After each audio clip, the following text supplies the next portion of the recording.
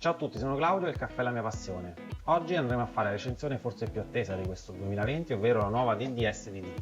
Da tutti considerata la nuova Frog perché segue appunto il modello Frog. È una macchina però completamente nuova e soprattutto nel corso di questa recensione andremo a scoprire se è veramente un'evoluzione della Frog o se è una macchina totalmente nuova. E vi assicuro che ci saranno delle sorprese. Tutti hanno un'idea di questa DD che probabilmente io nel corso di questa recensione vi smentirò, ma sarete poi voi nei commenti a dirmi se la pensate come me o no.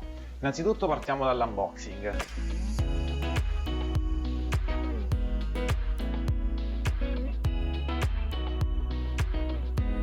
Come potete vedere all'interno del manuale di istruzioni non troviamo il solito spessorino che invece trovavamo nella vecchia Frog, dove questo spessorino, una volta che l'utilizzo della leva aveva comportato una certa usura, permetteva di creare un leggero rialzo nel portacialda e permettere alla leva di premere in maniera consistente e creare la giusta pressione per poi erogare il caffè. Quindi in questa DD non c'è. Già questo dovrebbe essere un segnale che ci evidenzia come questa DD non è semplicemente il modello nuovo della Frog, ma probabilmente è qualcosa di completamente diverso. Ma andiamo avanti. All'interno quindi della confezione troviamo la macchina, il foglio istruzione, null'altro.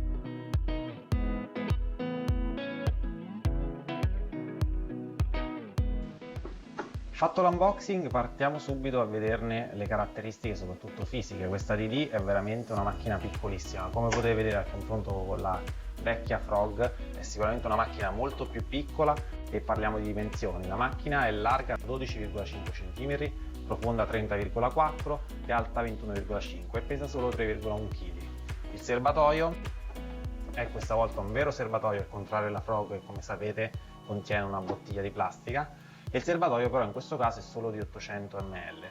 Questo già evidenzia come la vocazione di questa macchina rispetto alla vecchia Frog è verso un utilizzo sicuramente meno intensivo e più casalingo, quindi già parlare di DD come un'evoluzione della Frog stona leggermente, essendo nata per un utilizzo diverso. Io direi semplicemente che la DD è la sorellina della Frog, è veramente una macchina molto piccola, un design molto carino, sicuramente ispirato ai concetti minimal della Nespresso come l'essenza mini che abbiamo già recensito e di cui vi invito ad andare a vedere il video che trovate all'interno del nostro canale.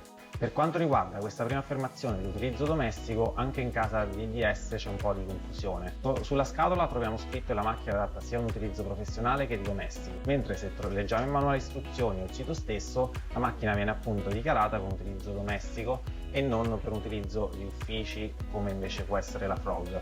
Quindi c'è una leggera contraddizione, ma al di là di tutto credo che già le dimensioni palesino la funzione che può avere questa macchina, ovvero essere riservato a un utilizzo casalingo. È sicuramente un oggetto di design perché tutta questa parte colorata può essere sostituita facilmente e quindi uno può nel corso del tempo, come anche poteva fare per la Frog, cambiare la componente colorata. In questo momento già ne esistono in commercio tante versioni e in più c'è stato già detto che arriveranno le varie collection che come per la Frog saranno le edizioni limitate a circa 500 pezzi che si alterneranno nel corso dell'anno. Quindi è sicuramente una macchina che sta bene in ogni cucina grazie alle sue dimensioni veramente piccole e come al solito dimensioni piccole fanno sì che però ci siano dei compromessi come il serbatoio veramente piccolo. Per quanto riguarda invece l'assorbimento, la DD ottiene un assorbimento di elettricità veramente da record, ovvero è 450 watt l'assorbimento di picco. La Frog, che già aveva un assorbimento basso, aveva un assorbimento di 650 watt. Anche questo è un elemento che subito ci fa capire come i due corpi macchina così tanto diversi non hanno ereditato neanche lo stesso gruppo erogatore, perché gli assorbimenti diversi, le dimensioni diverse, il fatto che non ci sia il supporto da mettere sotto il pressacialda all'interno della DD come invece c'era per la Frog fa sì che sono veramente due macchine diverse, quindi parlare di un'evoluzione è veramente difficile. È una macchina totalmente nuova pensata per un altro pubblico e si lascia affascinare da questo design veramente minimal. Per la prima volta in casa di DS inoltre arriva l'autospegnimento, cosa che già caratterizzava le macchine Nespresso, Dolce Gusto e A Modo Mio. L'autospegnimento interviene questa volta dopo 30 minuti addirittura e non contro i soliti 10 minuti circa come avviene per le Nespresso e le A Modo Mio. L'autospegnimento è anche una prescrizione del regolamento europeo appunto per la salvaguardia dell'ambiente ed è una funzione che secondo me può risultare comoda. Io invece apprezzo tantissimo quando le macchine non si spengono come la Frog per quegli utilizzi in ufficio in cui quando uno vuole andarsi a fare un caffè la trova sempre pronta a temperatura. Ma è vero che per un utilizzo casalingo e come ci dicevamo è più alla portata della DD, avere un autospegnimento a 30 minuti può essere molto comodo, ma la vera genialata che hanno avuto in DDS è stata la possibilità di regolare l'autospegnimento, ovvero può essere attivo o non attivo. Se se ne fa un utilizzo della macchina molto intenso, si può anche disattivare l'autospegnimento. La DD, al contrario del più basso assorbimento rispetto alla sorellona Frog, ha un tempo di entrata in funzione e essere pronto al primo caffè più basso. Se noi le andiamo a accendere contemporaneamente, noteremo che la DD andrà in temperatura in 1 minuto e 10 circa, contro il minuto e 30 necessario per la Frog. La DD sarà pronta all'utilizzo quando l'interruttore smetterà di lampeggiare,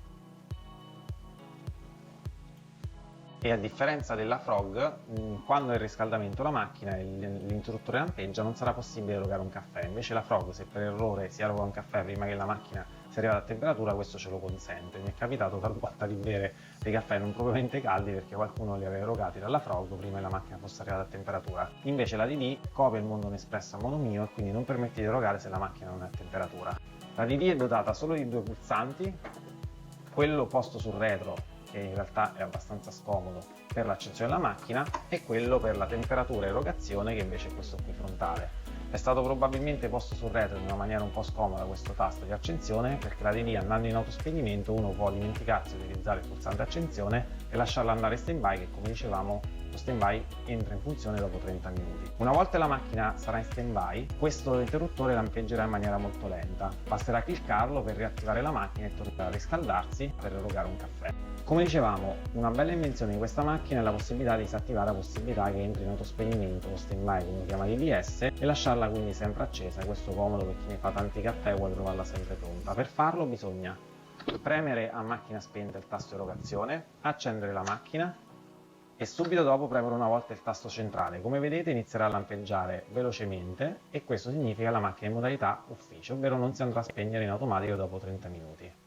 Andiamo subito a evidenziare le differenze in dimensioni rispetto alla Frog. Come ci dicevamo, la DD è larga 12,5 cm contro i 22 della Frog, quindi già c'è una differenza molto grande, ma soprattutto non tanto in profondità, dove la Frog è 32 cm contro i 30,5 della DD, ma la differenza si fa in altezza. La Frog è alta 40 cm contro i 21 della DD. Il peso è esattamente il doppio, la Frog è 6,5 e la DD è 3,1, ma tutto questo si sostanzia in una grande differenza per quanto riguarda i serbatoi.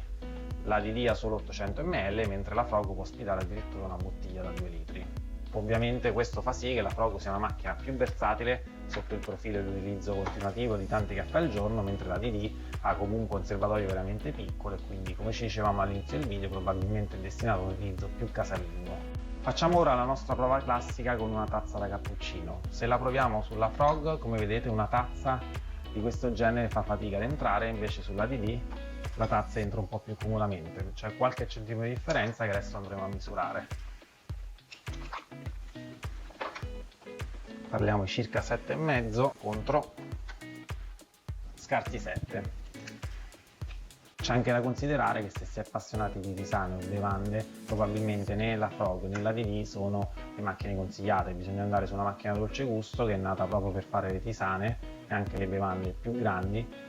Trovo invece molto migliorato il cassetto raccoglie acque sporche, che al contrario di quello della Frog esce in maniera molto facile e quindi è molto facile da rimuovere e da pulire. Come invece ci dicevamo sulla Frog, il fatto di avere qui il beccuccio dell'acqua, diciamo, di scolo fa sì che è difficile rimuoverlo e questo comporta sempre la possibilità che ci si possa sporcare. Su questo la DD è veramente un passo avanti, la rimozione avviene in maniera molto facile. Invece la DD perde la possibilità di rimuovere il gruppo pressa cialda e di pulirlo accuratamente. Come potete vedere, questa parte è difficile da rimuovere, ci vuole un intervento di comunque una persona più esperta, invece nella Frog era molto facile rimuoverlo svitando il bullone qui in basso, rimuovendo il pressacialde di sotto, ed era più facile fare una pulizia più accurata. Nella DD si può fare solo la decalcificazione e quindi eredita questa mancanza di possibilità di una pulizia un po' più approfondita, come avviene per le Moto Mio o come avviene per le Nespresso. Tramite un coltello o un cacciavite si può rimuovere il disco sotto pressacialde e quello si può pulire accuratamente. Tra le altre differenze tra la Frog e la DD c'è da segnalare la DD, come ci dicevamo, ha un gruppo interno completamente diverso. Per la prima volta troviamo addirittura una scheda elettronica. Questa scheda elettronica gestisce sia l'autospegnimento o stand-by, come lo chiama la DDS, sia le erogazioni, perché addirittura per risolvere un problema che veniva considerato un difetto della troppa forza che serviva per chiudere la leva della DDS Frog, in DDS hanno pensato a un gruppo pressacialda che si chiude con questa leva che è decisamente meno faticosa da premere che la leva della Frog, ma in più in fase di erogazione c'è una piccola pompa che solleva leggermente la parte di sotto del pressacialda, così da creare una maggior pressione e rendere la chiusura ermetica della cialda. Ovviamente da una parte questo fa sì che questa leva sia più facile da schiacciare, dall'altra parte sono state aggiunte delle ulteriori componenti elettroniche in fase di manutenzione o comunque con il passare del tempo ci sono più possibilità che sia un po' qualcosa nella macchina rispetto a una macchina totalmente manuale come la Frog, quindi è una tecnologia che sicuramente aiuta, però come tutta la tecnologia questa può essere soggetta a delle rotture. Passiamo ora alla parte fondamentale, ovvero l'erogazione del caffè. Andiamo adesso a campionare la temperatura erogando 2 caffè. Vediamo in prima accensione la temperatura del primo caffè e poi faremo una seconda erogazione a macchina già calda e vedremo la differenza di temperatura. Come al solito io consiglio sempre di erogare prima dell'acqua a vuoto, così da mettere dell'acqua calda in tutte le componenti della macchina, e poi erogare il secondo caffè e berlo. Andiamo a effettuare una prima erogazione e vediamo come viene.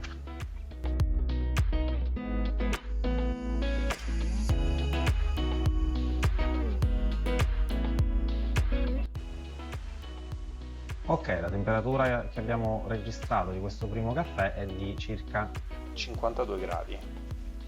Andiamo ora a fare il test con un secondo caffè a macchina già calda che ha fatto già una prima erogazione.